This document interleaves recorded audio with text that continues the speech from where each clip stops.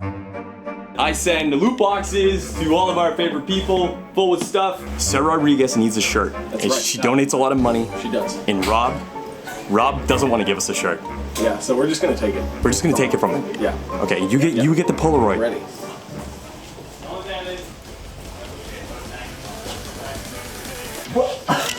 Give it! Are you kidding me right now? Donny, what the f, dude? It's mine now! Give it back! It's mine! What the fuck? No, you can't have it. It's ripped! Are you mad? I'm very upset right now, Donny. What the f? I've already hidden the shirt. What was it for? Why did you just come in here and rip my shirt off? That's for Sarah. I need that too. That's for Sarah Rodriguez. So, this is for you. For you, Sarah, you creep. Oh yeah, and just because we adore you so much, I took these really cool Polaroids. These are for you too. They're gonna go in the box, as creepy as this looks. Thank you!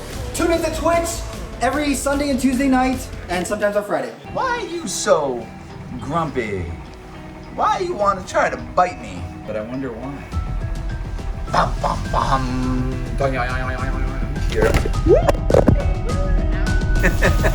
Ow. Minute.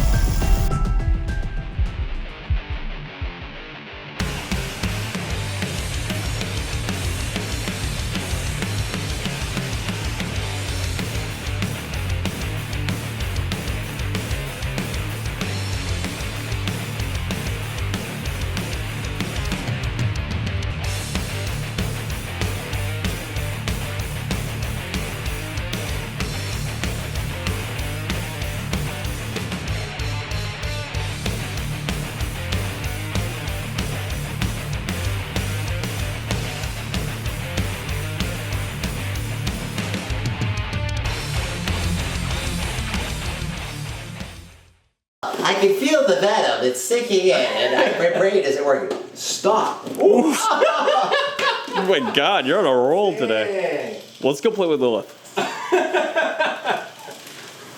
Is he shaking his tail? Yeah. Oh, that's cool. Baby. Hi, baby. Come here. So, one thing you probably want to know, when they actually strike and hit the plastic or the glass, and then they get that little pain, they think you did it. So they're blaming you for that. You did this. I did it. I suck. Because we got to film and show you guys all the cool snakes that we have. It's somebody's birthday today, and he's already soaking. So this guy was born today. This is a pretty cool one. And I don't know if people realize that we have an ivory monitor, which is essentially like our little white dragon, although she gets dirty. And this is her first offspring. So right here, So I put them in water because a lot of times what they do is they feel more comfortable. If I leave them on land and I'm kind of dickering with them as I'm trying to socialize them, they are more likely to feel cornered and more likely to sit there with their mouth open and gaping. Oh, it's trying to bite me. Dude, Kevin is the pincushion today. No, the trick is to not get them to commit to wanting to bite you. So, but you can see the umbilicus right there. So there we go. This is classic baby water monitor. And the whole world's out to get them. And I really hope it's a male. Why? Because this guy could breed back to his mommy. Oh. Oh goodness, look at this.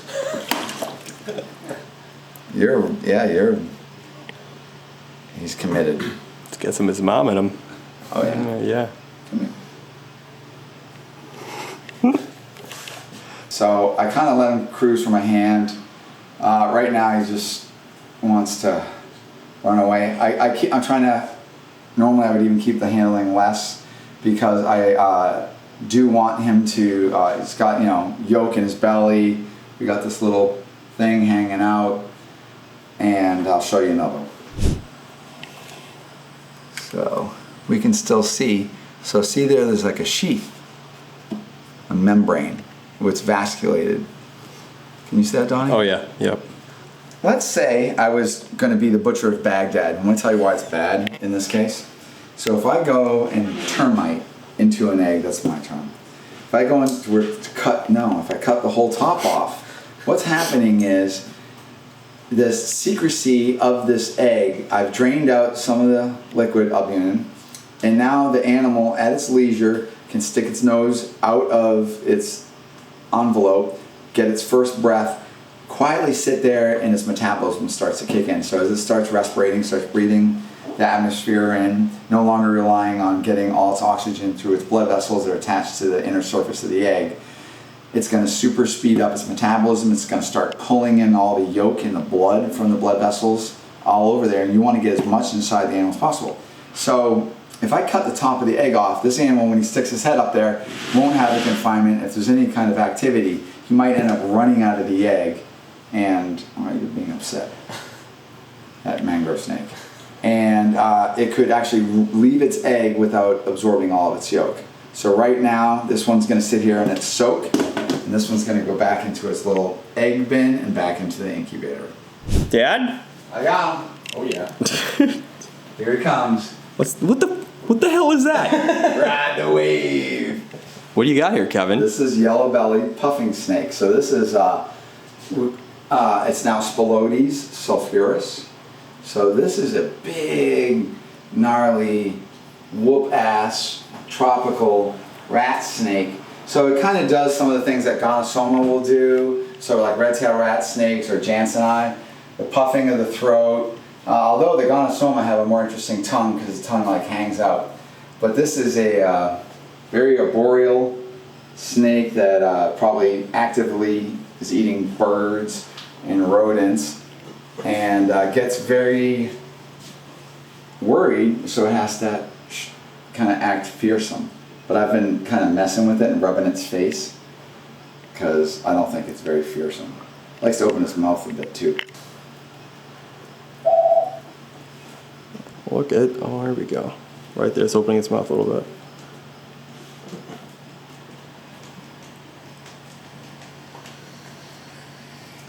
And then we take it down. Maybe.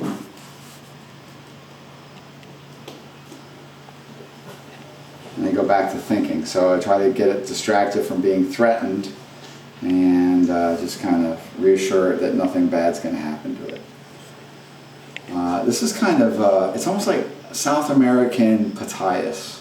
So Pataeus carinata, which is our big, ridiculous Indonesian tropical rat snake type things. This is, once again, this big, giant, gnarly colubrid that is very not well known. And even to myself, this is something I'm working with, and I'm really kind of enjoying it. You're so cute. Why are you so grumpy? Why you want to try to bite me? I wanna bite you, but I wonder why. Your cage, yeah, you could say a cage is a little dirty, and you know why? Bum bum bum. Pure. Ow! And she got me because I'm playing. The phone doesn't save you. Ow! So, this is pure occidentalis. Stop, stop! And she's a sweet, sweet girl, but stop. Just, oh.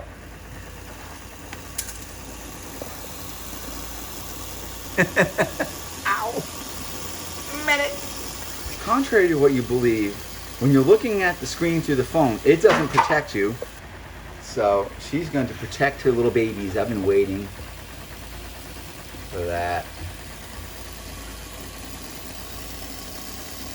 Well, I don't want to piss you off.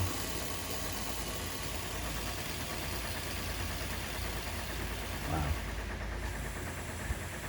But I can't really enjoy your babies. So all these babies are now, woo! Woo-hoo!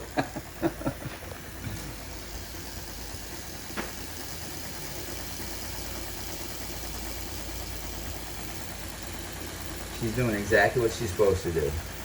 She's, this is where her instinct overrides thought, and these babies have a smell, and this is going to basically initiate instinct.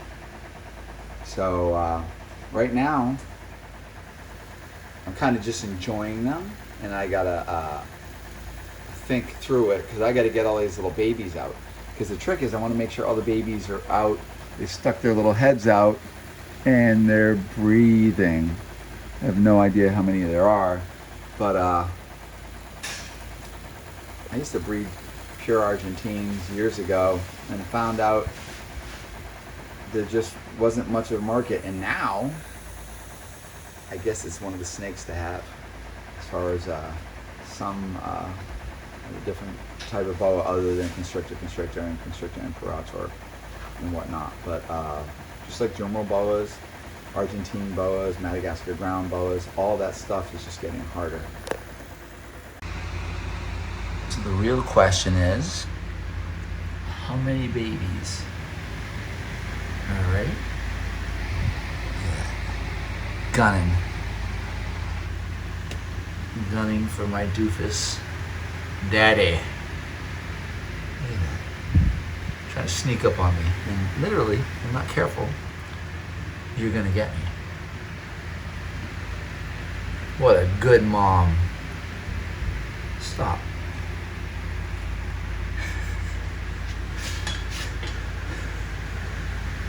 Dun dun dun dun dun dun dun dun dun.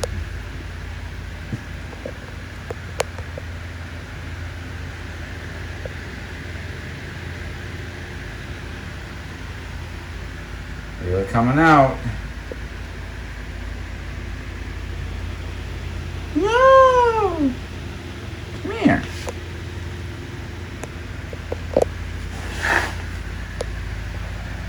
Good defensive mom. So I'm gonna clean these little guys off. Really, really healthy litter. Awesome. Only 2 ovum, which were unfertilized, non-developed babies. Other than that, looks really good. Hopefully, we get a lot of live babies. It certainly looks like it. All right, gotta clean you up. Let me shut this down. All right, now I can get in a little closer for an inspection without being whacked. All right, you always get worried. They're in their sacks. Hi, baby. Oh, you are slimy. Woof. So I want to take them out, get them into some water to clear them up. You know, it's interesting. When you have baby boas, a lot of times you can smell them. A lot of times when you have baby boas, and once they start crawling around, you can actually smell them. These are really big babies with lots of yolk. This is nice, what a healthy baby boa should look like. Big fat stomach, not a lot of yolk outside the body. So that means that she held these babies full term. And what actually causes the actual act of live birth is the babies demand oxygen and they cause muscle contraction. So we can give them things like, we can induce labor, oxytocin, which basically just starts creating contractions, and a baby being dropped or an egg being expelled. You guys, of course, have to be way into the deepest corners. Now, I'm not counting yet because I'm not very good at counting. No, it's never going to be enough. Brian Barczyk is going to be the first person on these because Brian has been asking. So,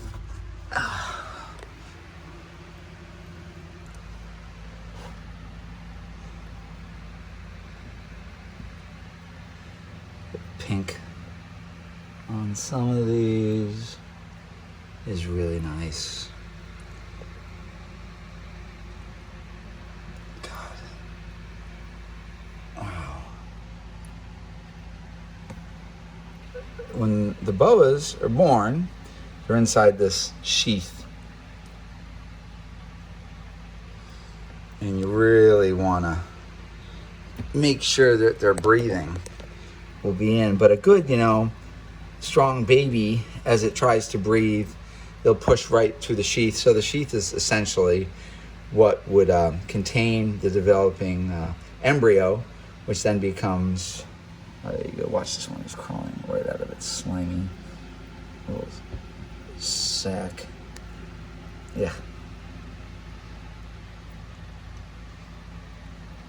And that little sac is what holds that baby separate from the next one. Then of course you can see the umbilical, which is basically remnants of its yolk. So that's basically its food, nutritional base that's gonna fulfill this baby as it develops. Like and subscribe so you can see more cool content like this from us and him, Kevin McCurley, evil morph guy.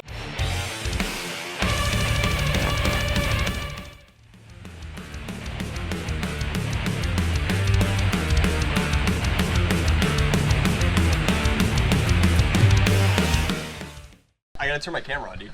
You didn't turn your camera on!